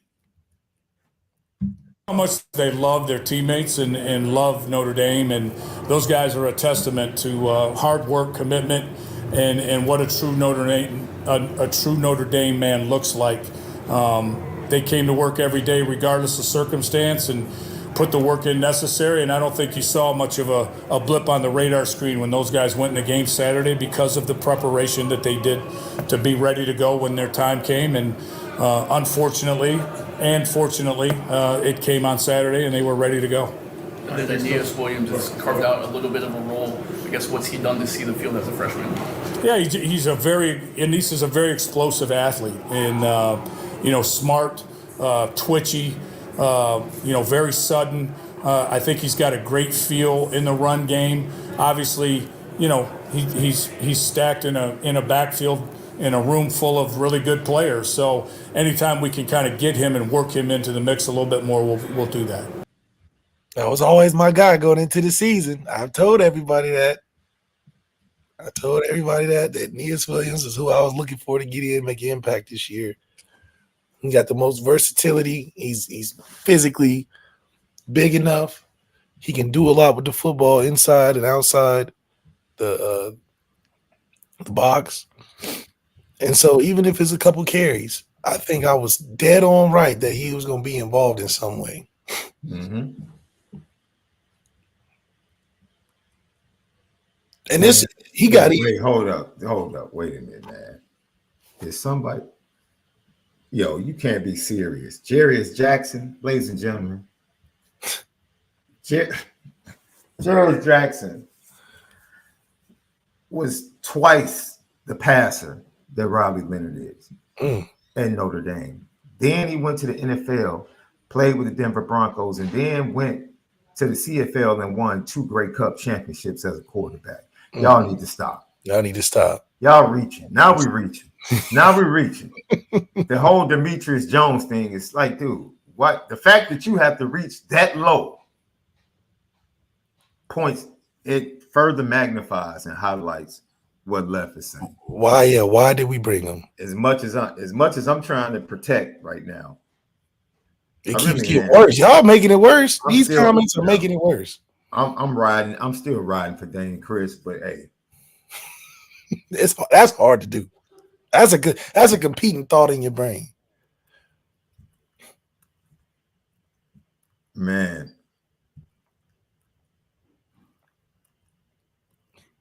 Yo, that's tough. But yo, Aeneas Williams and Rocco Spindler and man, look. Thank God for Notre Dame offensive line culture, man. See, the stuff that I've been telling people, they complain, they don't even know what they have. Notre Dame offensive line culture has a chance to save this season, dude, because to lose 2 interior offensive linemen at most programs, the season is done. It's a wrap. It's a wrap. Left, you use your starting center and your starting right guard. It's a wrap. After losing your starting left tackle in fall camp, oh, it's a wrap, left. It's a wrap. 80% of schools, it's a wrap. Not Notre Dame. Not Notre Dame. Because they spin it different, just like us at O-line, baby. They spin it different. So, on the way out, NIL going wild, left. What do you... I hope you start getting your back pay, left. I really do. Your back pay checks. I had asked about it. They said, "Oh, we don't really know exactly, but we're gonna figure it out." No, figure it out and get back to me. I need to know where to send the direct positive information to. CJ definitely for the TV commercials. CJ definitely. That commercial still plays. I just saw it the other day. That commercial still plays. And that play is the play after I got hurt, which is crazy. It's like a crazy moment in time.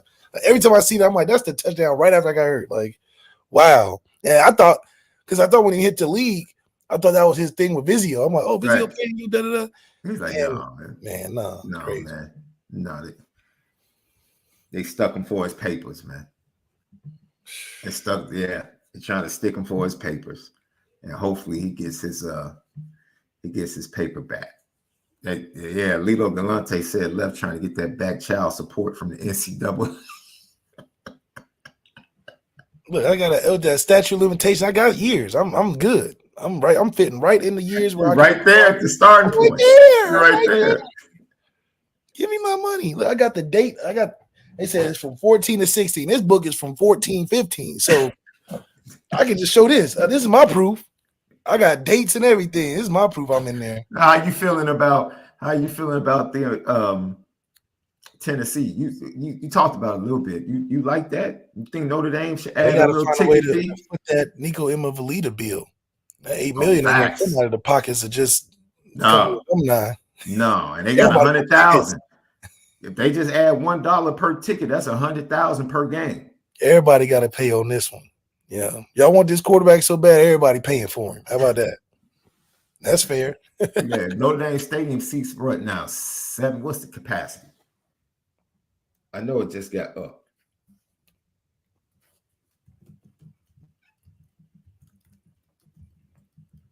It's like 92,000 or something like that. 77,622. Yeah, 77,622. I thought it was 70 something. Yeah, 77,000. 78,000 probably. Just say 78. 78,000. Notre Dame can add what, $2 per ticket price? They already gouged you on the parking. The parking in the parking lot is ridiculous. And now that they're supposed to be building like underground parking with this new structure. How you gonna tailgate underground? That's a question. Well, they're not eliminating spots. I think what they're going to do is they build this. They're going to put underground structures underneath the new construction. Hopefully, that's what they do. Maybe they don't. I don't know. I don't want to overstep my boundaries. It's not like I have the blueprints in front of me. But hey, great show today, Left. Shout out to Tennessee and Georgia for pushing the envelope. I'm not mad at it at all. Not mad at it at all. I don't know if Notre Dame can get some special treatment from the legislation in the state of Indiana. But, look out. Look out. Make way. You already know that the pockets are deep. Unfortunately, I think the stewardship is going to win out either way. Either way. So be here Friday. We'll give away 5 T-shirts on Friday's show. We'll give away 5 T-shirts on Friday's show. You don't want to miss it. All right. And Left, would you and Kent Gibbs like to go back at it tonight, bro? If he wants some, he go get some, man. Ooh, let me text him. Let me text him. Left said if you want some, come get some. I'm texting him right now. So, ladies and gentlemen, hopefully we'll see you tonight. Three's Company right here. Lucky, Lefty, Network. Subscribe, share, hit the like button. Patreon.com, $5. You need to go get all of that great content from the Lucky Legends and the Players Only podcast. And coming soon, we're going to start breaking down 2026 Notre Dame offers and recruits that'll be coming in for games this week. I know Joseph Reif will be in town. Dominic Hulick will be in town. And I believe Ethan Long told me he's going to be in town for this week for the game. So those are 3 guys I know that are coming in. And it's supposed to be some big recruiting news this weekend, I think, if I'm not mistaken. Hopefully it's good news for Notre Dame from the South. Hopefully.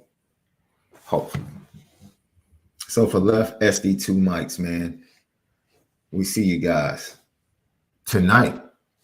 Three's Company, Lucky Lefty Network.